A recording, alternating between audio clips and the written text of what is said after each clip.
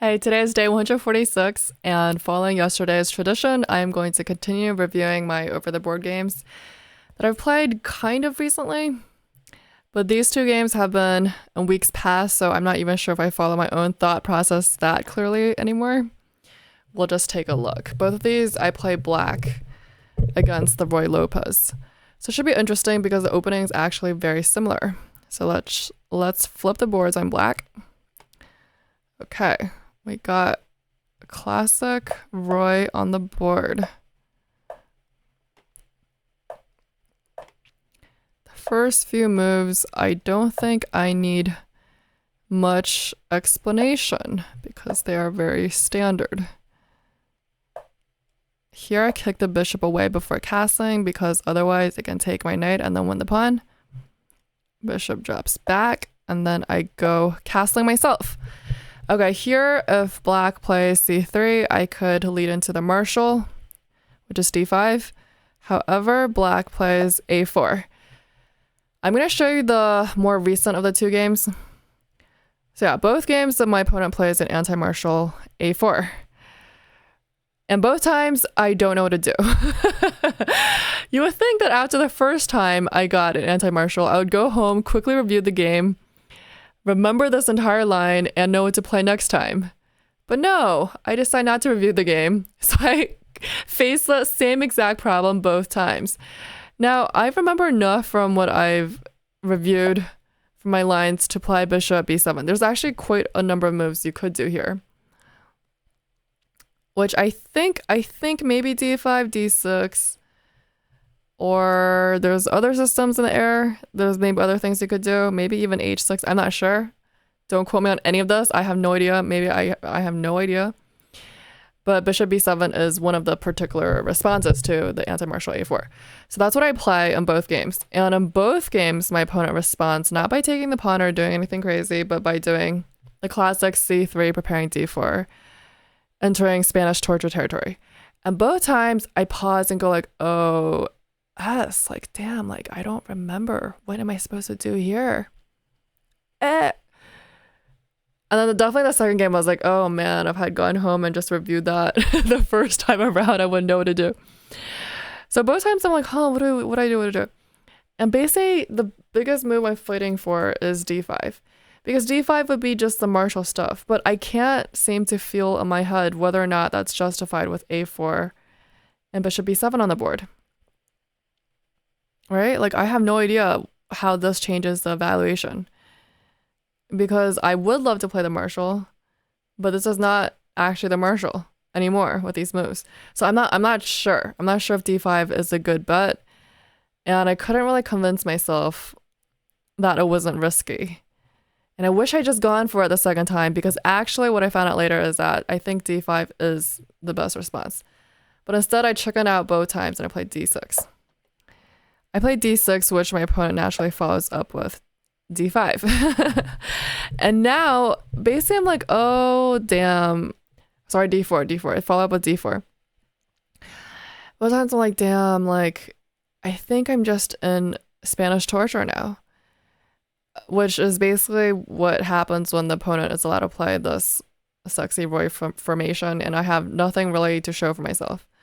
I basically start getting positionally squeezed to death slowly because black has less space, and generally white has just more to play for, because then they're going to go for that attack on the king side, and next thing I know I'm getting attacked. Like, this has happened enough. I play the Ruy myself that I personally love it when I can do this to my opponent. So I really feel like I'm like, damn, I don't know if I should have done that as black, but then what am I supposed to do? So I think both times I decided now switch tacks and go for like this Shigoran thing, which is just not it. And here I'm going to pull up the game because I'm not sure if I can fully recount. So here I think I just go into like a Shigoran thing with knight a5, which hits the bishop. The bishop retreats. Bishop c2, and now I push c5. And after I push it, I'm like, oh, if I think I hang a pawn actually. Because now if takes, I'm like, damn, does this hang a pawn or not? I'm like, oops. Because the point of c5 is to allow my knight to swing back and then now can kind of try to contest for the center. But I'm like, I think I misplayed this. But luckily for me, my opponent kind of thinks about it and goes knight b to d2, which would continue his maneuvering of his knights to the king side. Okay, let's quickly come back and defend this pawn. Let's just come back already. We pushed c5, we did our thing, let's come back. He continues his advance. Here I start to think about it for a while, and the time is, he has 79 minutes, I have 61 minutes. Yeah, I kind of have a bad habit of showing up late for these classical games. So I generally start off with like 15 minutes down on the clock. That's just like kind of how I roll. And here I also, because I sunk some time into considering what to do. Now I play queen b6, which I'm not sure what my logic was. I think mostly to support this pawn and just to activate my queen and my rooks are connected. And maybe I could think about breaking on the queen side, and I'm like, maybe I have counterplay on the queen side just because they're going to be attacking the king side, and maybe I want to open up and attack on the queen side. My opponent then does something that's kind of smart, I guess. Yeah, maybe instead of coming here with the queen, maybe I should have just like broken it up or whatever, because now they play d5 and now I'm really cramped for space. He locks it up basically, and now I'm deciding, okay, where should I retreat with my knight? I could go here, which would maybe swing around and attack something on the queen side, but I didn't know what that something was, because once they push these pawns, I'm like, oh shit, what if my knight is trapped behind enemy lines? I'm like, do I want to go here? But I didn't know where my knight was going when it's so controlled by this pawn. So eventually I settle on knight b8, which looks very passive, as heading back to its OG square. But I'm figuring that maybe my ideal square for the knight, I could like swing it back around here, which would support his friend. And maybe in the future day, he could also protect these pawns or like do some other maneuvering. Maybe he could switch positions with the queen. I don't know, but basically I'm already feeling pressed. Like I already feel like it's not going my way. Like this don't look good for me. But I'm like, damn, I'm just not in my theoretical waters. What can I say? Afterward, showing this game to a master, he told me that maybe I should have gone here instead, knight d8. Even though it's temporarily blocked, I could have, I think the eventual plan is to maneuver my knight to the king side as well through a series of maneuvering, which he showed me, and I'm not sure I really fully internalized. Okay, so he continues his journey. I go rook d8 because this move signifies to me that he wants to plant a knight on f5. This is pretty typical. And once the knight is here, he's going to hit both my bishop and my pawn. And so I wanted to give the bishop a square to retreat to, as well as defend the pawn with my rook. Yeah. The master told me later that maybe I should have saved this rook move because I don't know where I want to put the rook yet. I don't want to commit so early to putting the rook on d8 because maybe I want to go to e8, maybe I want to go to some other square, maybe I want to stay on f8. So I'm not sure. And he's like, the bishop is bad anyway, so like if it gets snapped up, sure. And I'm just not, yeah. And it's not clear what I want to do. So he thought that this knight move was better. I think that's what he said. Unsurprisingly, he continues with an f5. And here I don't actually immediately withdraw the bishop because I can see that this is a strong knight and my bishop frankly sucks. It's like doing nothing but being a prisoner behind its own bars. So I'm like, okay, sure, if you want to trade the knight, go ahead. But I gotta protect him with something, right? So I protect him with my queen and also dragging the queen back so it can start defending maybe. It basically did nothing on b6 because I'm already starting to switch gears to defense. So it's just not going my way. You see how the Spanish torture happens? They just slowly start squeezing you. And it ain't fun. It ain't fun. Trust me, I don't like it. I like playing the white side of this, not the black side. Now I decided to withdraw the bishop because I'm like, okay, fine. If you don't take it, I'll just save it. h3. I thought h3 was slow. I don't know. I thought he should have. I was already feeling like, what was I figuring out? I don't know. I already felt like he could have done more, but I don't know what his considerations were, but maybe he wasn't sure where the attack was going. And throughout the game, I mean, you can kind of sense your opponent's play style sometimes. Even in the later half of this game, when it was about conversion, I felt like he's very into playing preparatory small little moves and is a bit indecisive about just slamming through with the attack or just like ripping open all the lines and stuff. But kudos to him for being cautious, because there's different types of players, right? Like some are really, really cautious, and because of their caution, they don't make as many blunders. There's some people who are very aggressive, and it pays off sometimes and heavily backfires and other times. So here I decided, let's redevelop this knight. It made some kind of a weird little journey, and now it's getting redeployed. Rook comes in. Rook left, signifying that he wants to swing over and keep attacking me. I decided to have enough of this knight. Let's kick him out. Let's get him out of here. He heads back home. My king decides to slide on over to h8. What was I thinking here? I guess I'm preparing to get out of the effing way. Because with these queens and rooks coming up, maybe I'm just preparing to get out of the way. So eventually maybe I could put a rook here and just basically have more space for my pieces to even defend. Although in retrospect, I'm not sure if this was a great move.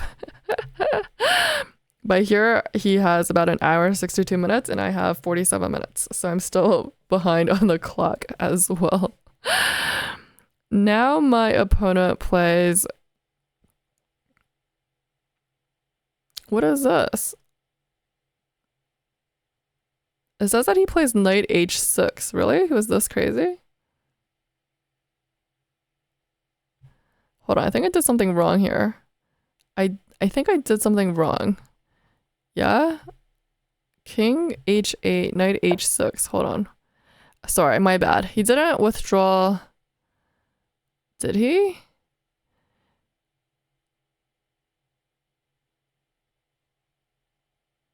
I push g6. He goes rook g3. Sorry, my bad. Here he doesn't withdraw the knight. So let's actually delete from here. He actually straight up... Okay, that makes more sense. That means I understand why I moved my king now. Well, the other move, I'm like, that makes no sense. Okay. He ignores my attack on the knight. Instead, he comes in and pins me, so I can't actually take it. That makes more sense. So I get out of the pin, naturally renewing the threat on the knight. Now the knight gets all up and cozy with our king. And I'm like, get the F out of here. He's attacking my f7 pawn, and I don't know what to do about it. Because to protect him, I would have to undevelop my knight yet again. This knight move blocks my defense with my queen, and I have no other effing moves. I guess I could come up into the fire with my king, but doesn't that just look freaky? That's just re-inviting this knight to come and give me a check. Like this, I rule out the king move. I basically have no defense. I have no defense. I don't want to undevelop this undeveloped knight. It's kind of becoming a huge problem. So I'm aware that I take, and I would really invite the bishop into my home as well. But at this point, I feel like I got no choice. So I just freaking, invite the bishop now to get all up and cozy. I'm like, damn, just get out of here. So now I try to kick him out. And now I want you to spot a sexy move that my opponent plays. Kudos to him, because it's a sexy move and I didn't see it coming. Boom, boom, boom, boom. Do you see it? I'll give you 3 seconds.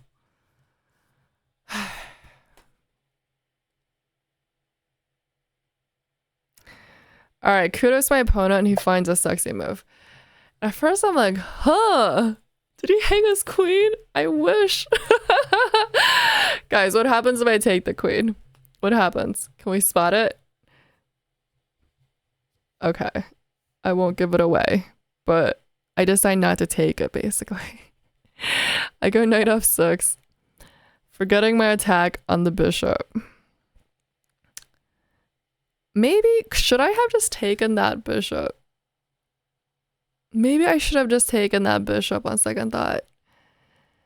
But also on third thought, maybe that's bad because now I'm inviting the queen into close quarters and next thing you know, I'm getting checkmated or something. Maybe I could defend, but with this pawn, I mean, I feel like it's pretty damn bad already.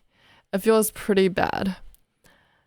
I decided to preserve one of my defenders around my king and just go to counterattack the queen instead. Queen g5 now. And now you can spend another 3 seconds to figure out a blunder that I made. And my haste to defend slash counter attack, I suppose, I make a blunder.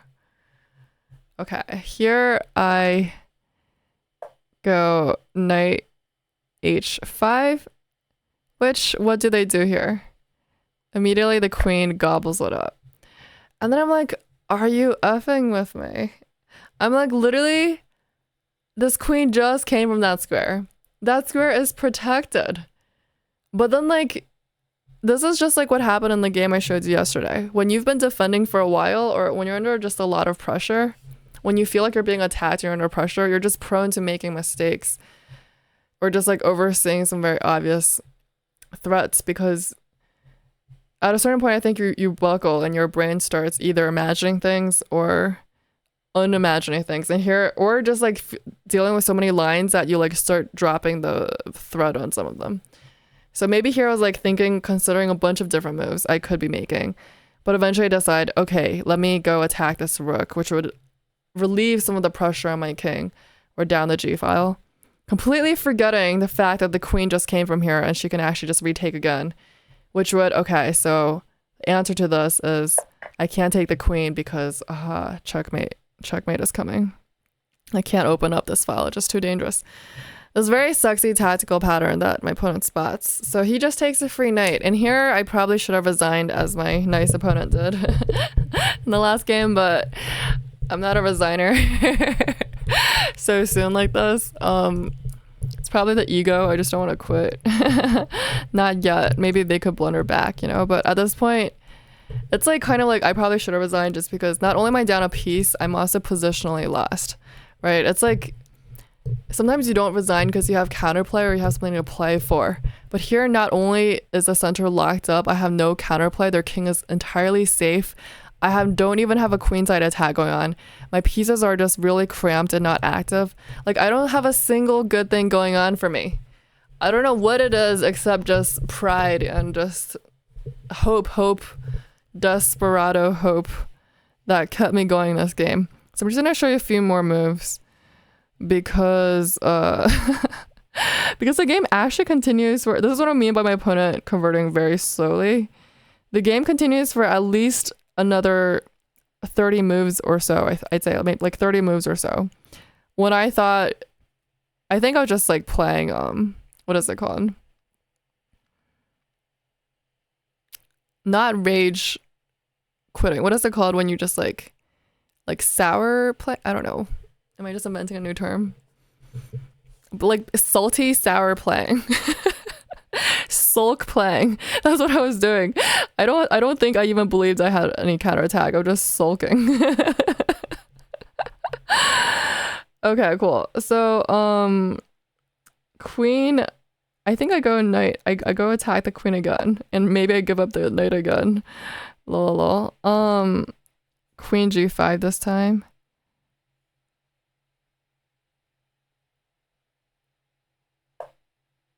Wait a minute, where am I? Queen takes... where am I? I lost my move. This is move 26 already.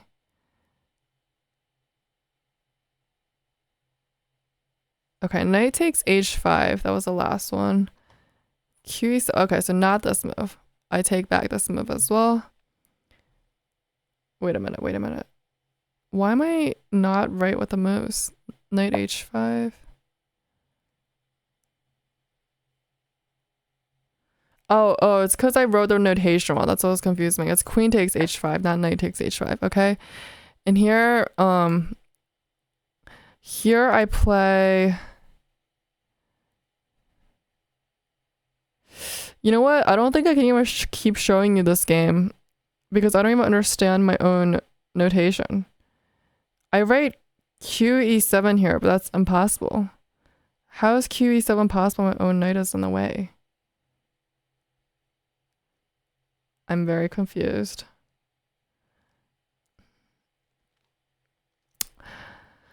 I'm very confused. But okay, forget the rest of this game. Let's just turn on the engine and let's see how lost I was here. I would say the engine would agree with me that I had no point in continuing this game. You know what? Yeah, I can't even follow what I write next. QE7 is definitely not, right? But how this game continued for another 30 moves evades me as well. Yeah, let's just finish a review on this one so I can go review the other game because I think it's already definitely dead last by this point. Okay, I mean the engine's very kind. It says that I only have 83%, or I have at least an 83% accuracy. My opponent has 94% accuracy. So yeah, so by here I'm dead last. Okay, so I probably should have resigned. Okay, so everything here is okay. Everything here is even Steven. Here, Endron wants d5. I think d6 immediately allows him to Spanish torture me. Let's check out the line with d5. I just wasn't quite sure. I wasn't quite sure about it.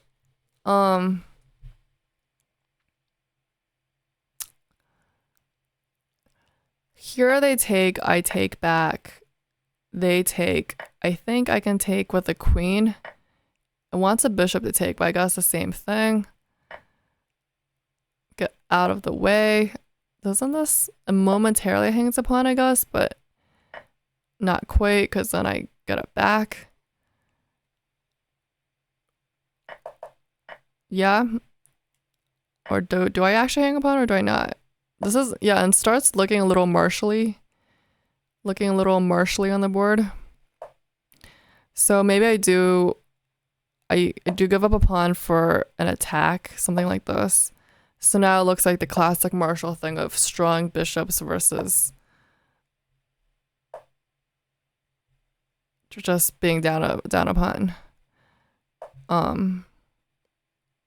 Okay, I give up a pole bishop to wreck their structure. Something like this.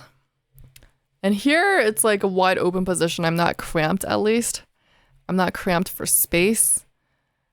If the bishop takes instead, I think we probably get something similar. Same concept, pretty much.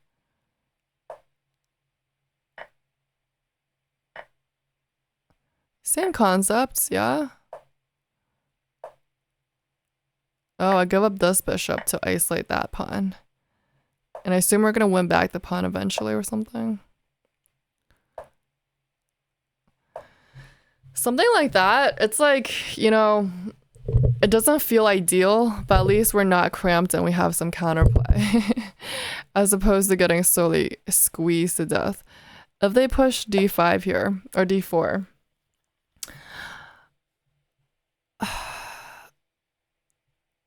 Huh, I don't actually know about this. Oh, now we go like knight a5. Targeting this guy. He blocks. Ooh, making more threats, targeting him again. He blocks, he defends. Getting my knight in the picture. The Action, getting cozy with their king. Alright, opening up the F file. Let's see, you can't take because... What does this do? What does this do? I don't see an immediate checkmate, so it must be something more sinister. Well, I could get their knight back, so why don't I? I guess they're just in a lot of pins. And it becomes very tactically cute, I'd say. It becomes very tactically cute.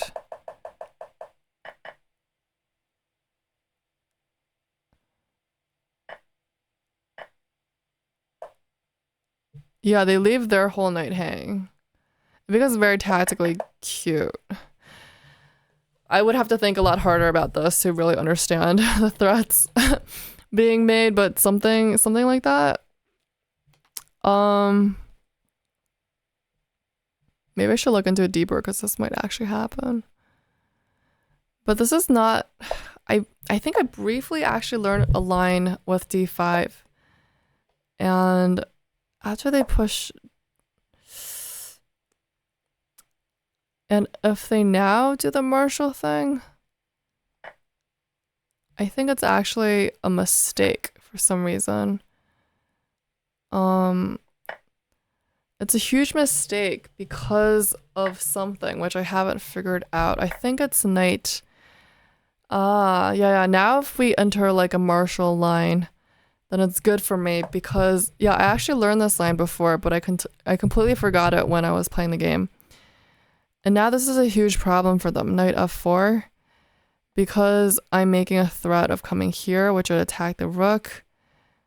And furthermore, I'm like attacking g2 right now. And with these combined threats, I think that's the problem. Yeah, this could be a big problem. If he tries to defend against this, now knight d3. And why this is so winning, I'm not sure. Just because I'm like blocking in their d pawn. Now I'm attacking the rook. The rook doesn't even have a good square to go back to. Let's say they try to save that rook. Oh, you can't because they're pinned. So why would you go to a square where you could be pinned? What if he goes back here immediately? I guess this is even worse because now I check the king. Let's say the king goes here. Uh-oh. Big trouble. Uh-oh. Alright, apparently according to this, it's GG. Desperately defending. According to this, it's GG. Although, what the mate is, I don't see it. I actually leave my knight to be took.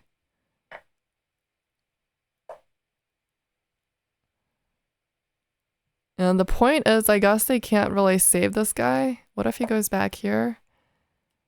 Guess I come on in. It's mate m5. It's mate m4. Ooh, do we all see the mate-o? We're threatening this mate, so the queen is overloaded, essentially. And these pieces on the back rank can't defend. We try to deflect the queen. The bishop. Yeah, they're very desperate at this point.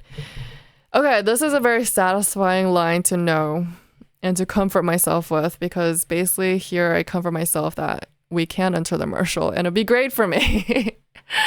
So naturally they don't want to enter that and they would probably take here instead. That's just good to know. Right, in the future I would just play d5. Don't do this to myself.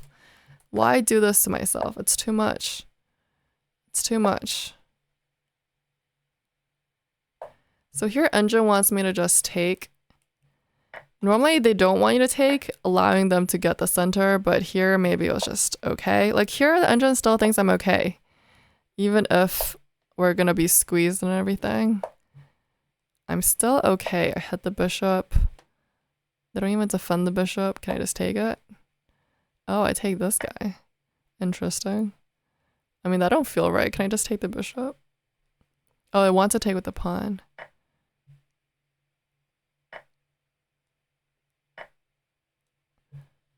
Okay. So we're pretty even here. Okay? Just take it. Sometimes I'm like following things I've heard. Like, don't take this because it allows them to take back and on the center.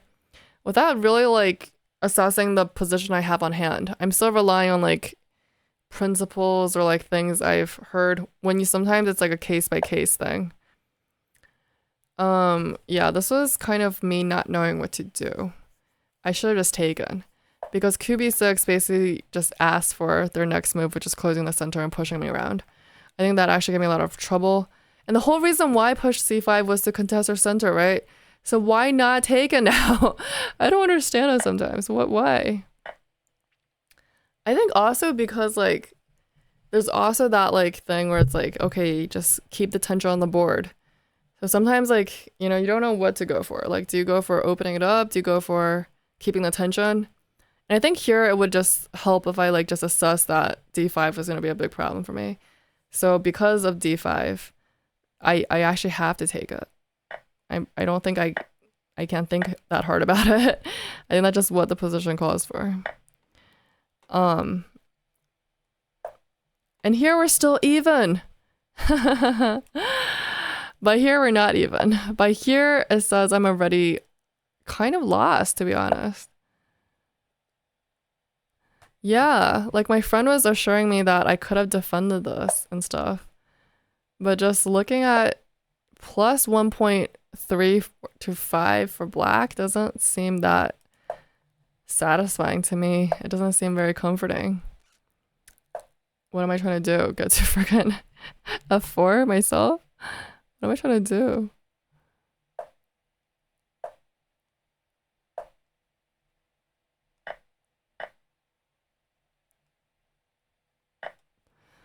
Yeah, white is pressing. Already here I feel pretty bad. Although I may be able to hold this. It's not fun. It wouldn't be fun for me. This whole thing is just not fun for me.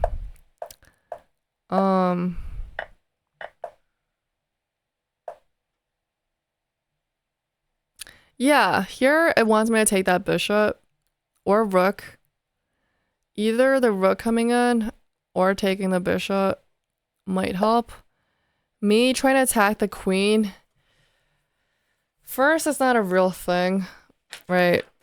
It's not a real attack. I think the only reason why I played knight of 6 was to prepare to come to this square so I could attack the rook, completely forgetting that I can't ever actually jump on h5. So I think that's the only reason why I play it, and now I just completely lose. So unfortunate. If I had taken this, I would say they're still better. Yeah, they still have about a +1 advantage. Although maybe here I could hold this, you know? It's not like we're really down on much material, and I could probably hold this, to be honest. Less space, less activity, defending. But defending, still holding, right? That's if we had just... That's if we had just taken the bishop. If we had gone rook e8, then knight here, take, eventually just take the bishop. I mean, just remove one of their defenders. We have 2 knights, they have 2 bishops. Let's take out one of their bishops, especially the really annoying one eyeing all my dark hole weaknesses. Like, why not? I think I just had some pretty flawed logic in this game. But that's that. Oh man, I talked for 30 minutes about this game. I was gonna show you the other game and the same Ruy opening, but I don't know if I want to. I'm starting to feel sleepy. That game is even more brutal, by the way. If this was gross, the other one is more gross.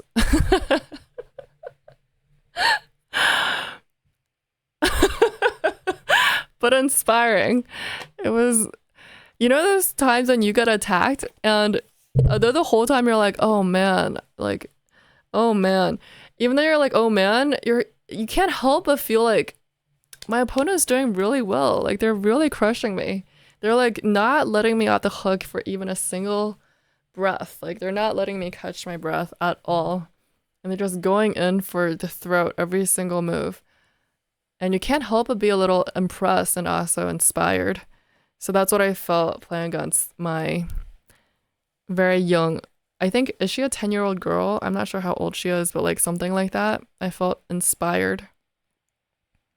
Although a bit like, this game was against an older man, but it don't really make a difference. On the chessboard, it's just about the moves. Okay, bye.